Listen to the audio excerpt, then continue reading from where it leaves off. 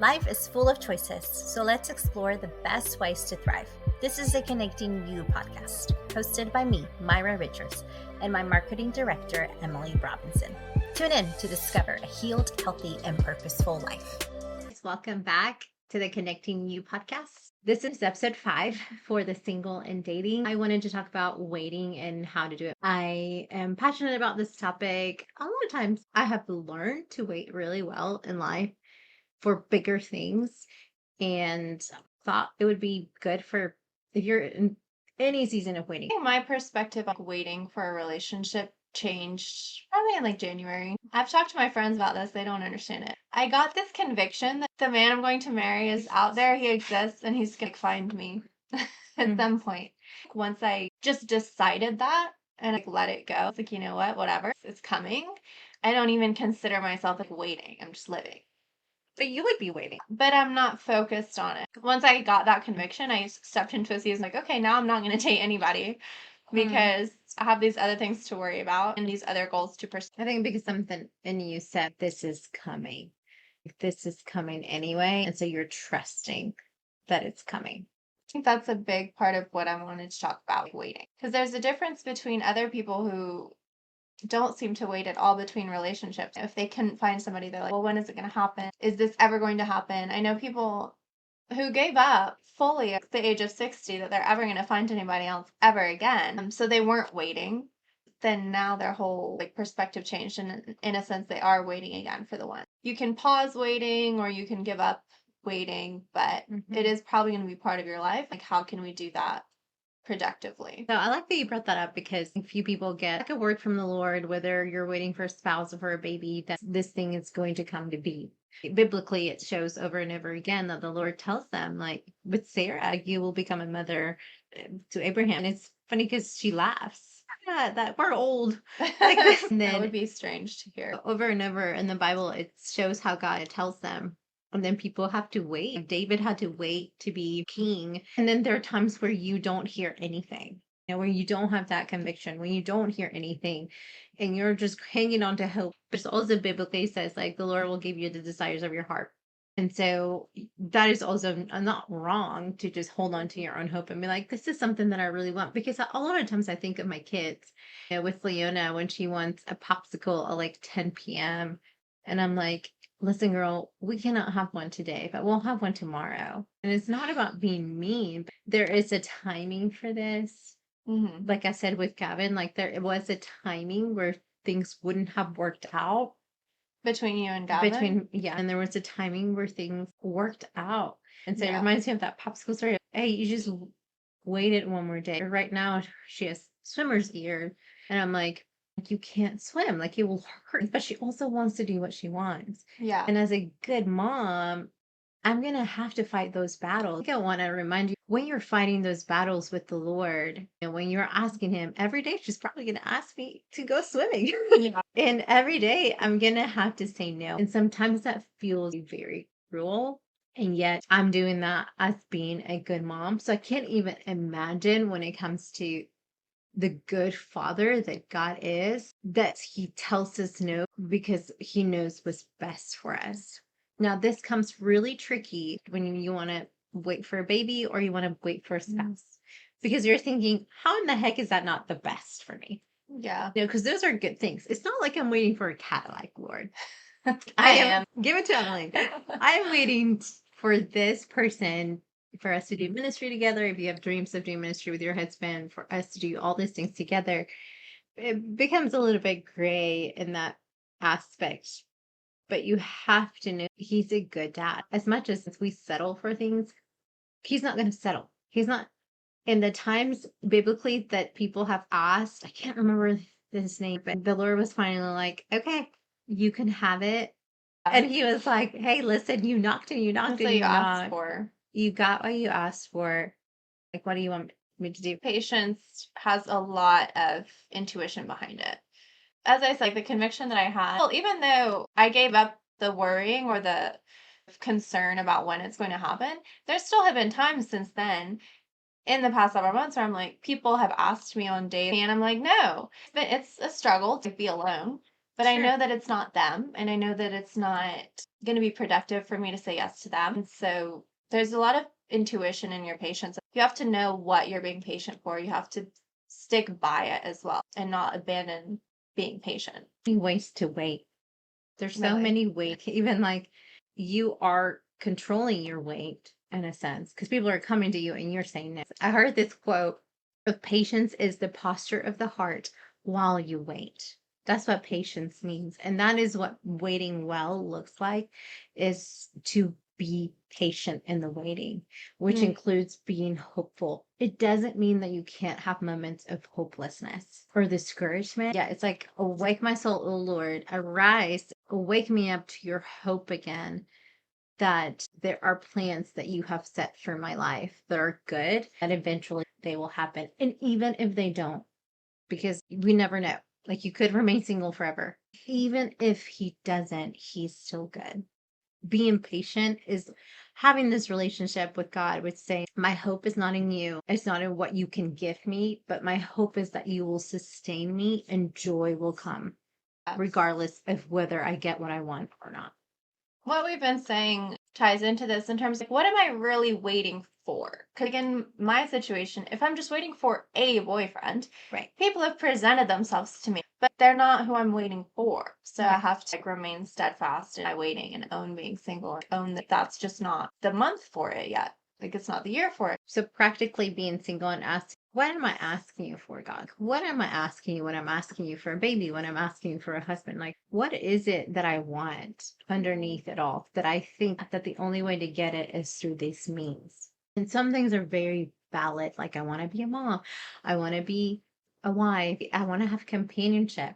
That doesn't mean that you can't be those things when you don't have maybe a wife. You can't be a wife, but you can be a mom of many without being Yeah. biologically a mom. What is it that you deeply want in your heart, that you're ready to give so much, that you're wanting that thing so much? I would ask myself that. And then waiting when things come across that aren't going to give you that. Yes. I always say, hey, focus on the yes. And Focus on what you're saying no to. If you focus on, I just keep saying no to this. I just keep rejecting, and I could have a boyfriend, but I just keep saying no. So if you tell an alcoholic not to drink, he will drink. You tell him to stay sober, the likelihood of that person staying sober is higher, because cognitively you've changed their thoughts and you're Yeah. telling them that they can do it. So the same thing goes with this. You're saying yes to waiting, but you're also saying yes to, hey, I'm waiting for a person who's kind and humble and loves the Lord. In your case, it was like, I'm saying no to these people because I'm waiting for that yes that I know is going to come later, Yeah. and that I know it's going to find me. Yeah. And that's beautiful to be able to come to that person one day and say, hey, I had to say a lot of no's, but I'm so thankful because I get to say yes to you. That's impactful. Yeah. It's been an interesting journey since I've thought that. And my friend, we were talking about it last month. And she's like, but what if that doesn't happen? I was like, that's not a thought that I have. I just don't feel that way. Because maybe it doesn't happen exactly the way that you want it to be, meaning he comes to your door. It's maybe in 10 years you end up getting on Hinge and that's how you find each other. Maybe it means that, Yeah. but it's a different way that you expect it to mean. How is not your concern as much as it's going to happen, how it's supposed to happen. God, show me my next steps. And what does that practically look like? Say that I'm somebody who I feel that I've done the work on myself. I feel that I have like worked through everything that we've talked about, the wounds and the patience and getting to know myself, like knowing what I want, but it just doesn't happen. Like, how do I own the waiting or keep the faith or maintain the feeling that I'm not doing something wrong? Well, that digs deep into other stuff of what makes you think that you're the broken one, that you're the failure, that you're the one that's doing something wrong simply because something hasn't happened, right? That's like saying, like, when she wants a lollipop and I don't give it to her right away because she's not good. That's not true. That's a lie. And so why do I think that? Diving deep into that and figuring out, why do you necessarily start thinking that something has to do with you when you're having to wait for something? Because it doesn't. We said patience is the posture of the heart while you wait. How do we have good posture? So there's this verse that I like, and that it will be the one for this season. I will wait for the Lord, my whole being waits. Your whole being. So with everything that you have, remain hopeful and continue to be patient with hope. So I will wait for the Lord, my whole being waits. So with everything that you have, with your thoughts, especially with your thoughts, because this is my whole being. So with your thoughts, with your soul, with your spirit, with your emotions, you wait. You change those negative conditions. You don't allow your feelings to dictate what's in your life, which, when you're seeing everybody else get married, you don't allow that discouragement to turn into hopelessness and say, well, you're not going to get what you want. Yeah, like a bitterness. Yes, you start saying, no, soul, you are downcasted, but there is hope for me still. So your whole body needs to weigh. And in his word, I put my hope, which means in his word, you need to remain hopeful that he is a good dad, that you will get what you want, not out of I want to get what I want, but out of if he doesn't give you exactly what you want, you will always give you more than what you want and better than you've ever wanted. It says, I will wait for the Lord more than watchmen wait for the morning, more than watchmen wait for the morning. When you think of watchmen, they're always expecting it. And I think I clinged so hard to this. And that's why I said, I never not expected it. Because I was like, I am a watchman and I am expecting it. And yes, I would go on dates, and yes, I would feel discouraged. And even with our girls, it hasn't taken very long, but it has taken a number of months to get pregnant. Every time I would be so excited to find out. Every time that there was a no, I would grieve it. But then I was like, but morning's still coming. I will watch for the sun to rise. I cannot stay in this dark place. I will lift up my soul to the Lord and say, there is hope in I you. think the most telling thing about that whole phrase of what I heard was that they're waiting for the morning. It's like they're not waiting for the night. I feel like if you're waiting to see who's going to reject you or who's going to turn you down or who's going to be a no, it's totally different from waiting to see who's going to be a yes. Are you sitting thinking like nighttime is going to come, or are you sitting thinking that morning is going to come? Because that changes your whole outlook, and then your whole outlook is going to change how you act and how you go through the world of dating and how you go through this season. Like focus on the yes, focus on that morning, focus like morning's coming. If you start focusing on the night, on what's surrounding you in the moment, you will get caught up in that. And then when something actually comes, you won't be able to watch the sunrise. You'll be so focused on the fact that your eyes will be closed. You'll be so tired. Focus on what you've heard God say about your life. If it's not what you want, he will give you more than what you want and more than what you need. I really do believe that. The sad part about this rejection or hopelessness or the waiting of trying is when we allow it to form a sort of shell around us, or we allow it to harden our hearts, our expectations, and it creates a bitterness or general sense, oh, this is never going to happen for me. That can turn really quickly into something negative, like hopeless. What if this watchman is letting his feelings that morning's never going to come? You're letting it dictate what's going to happen. And that's not true. Your feelings are there to tell you, hey, something's off, or hey, you're sad about something, or you're hurting about something, but they're not there to tell you the future. We often let it become one or like mixed together. Like we think that how we feel is how it has to be. Right. And that's not true. You can feel discouraged and then do something different. You get on that Hinge again.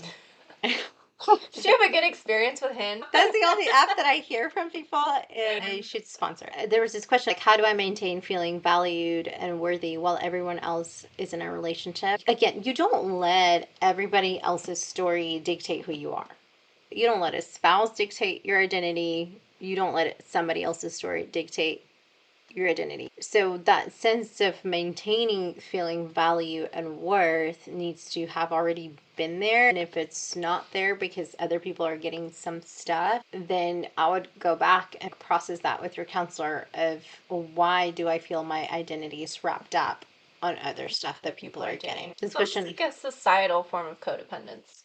Codependent on not like one person, but just everybody. And then if you know your yes is coming, then why worry? And I think it's again because we compare, right? Like right now it's been January, so you're like, okay, well maybe I'm doing good. But then let's say you have to wait 5 years, 10 years, 15 years. That's going to get harder. But that's also because you're comparing yourself to people. They've already gotten this or they already have this. And so you narrow your focus to your path in your life and what that needs to look like. You don't look anywhere else. And that's hard, especially with the internet, with social media.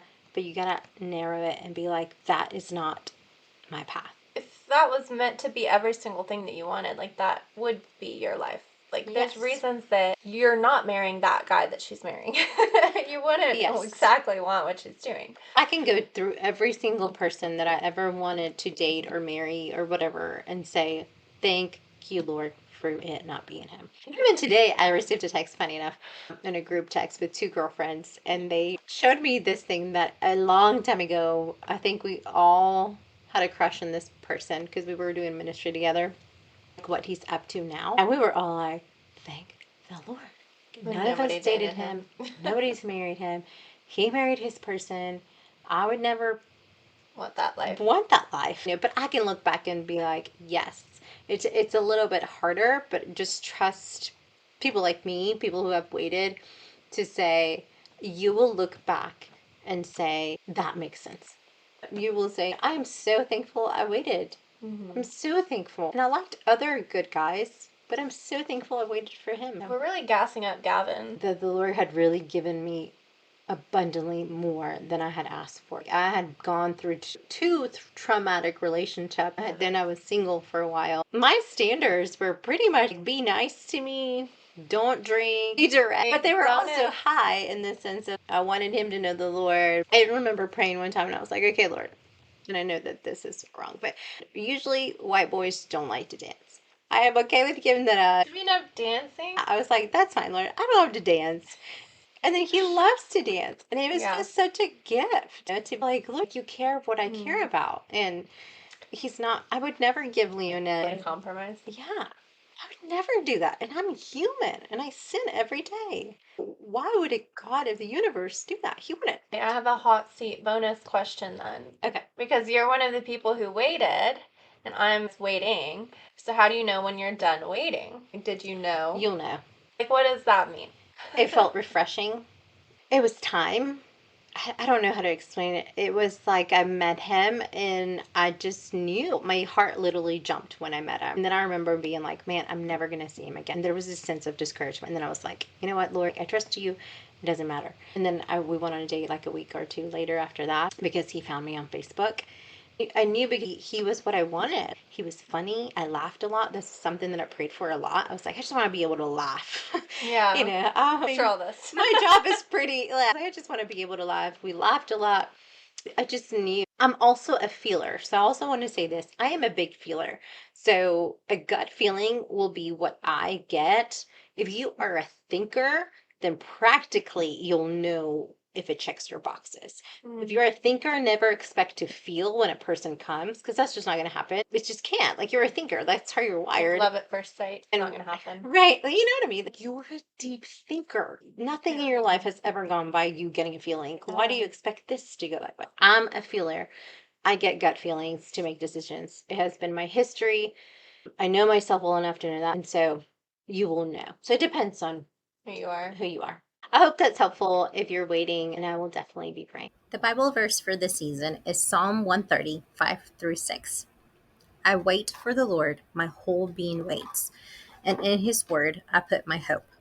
I wait for the Lord, more than watchmen wait for the morning. More than watchmen wait for the morning. Jesus, we thank you that you are a God of hope. You're a God of joy. And I pray that in this season of people who are dating and single and hoping, Lord, in this season of waiting, that you will come so near to every single one of your children, that you would renew hope, that you will renew their minds into putting their hope in your word and in you, Lord. God, I pray for people to find their person, for people to find joy in being single, Lord, whatever it is that you have for their lives. We know that you are a good dad who cares for your children, and you will give them more than enough, more than what they ask for, Lord, because that is the heart of a father. So, Lord, thank you for loving us, for taking care of us, and we will wait. We will wait for you. In Jesus' name, I pray. As we wrap up today's episode, we are grateful you join us to explore what it means to remain connected to God, to yourself, and to others. To stay updated on future episodes, be sure to hit that subscribe button and connect with us on Instagram and Facebook at Remain Connected. Counseling appointments can be made at remainconnectedllc.com. Your support means the world to us. Until next time, may you find peace in your connections and blessings in every step of your journey. Have a blessed day.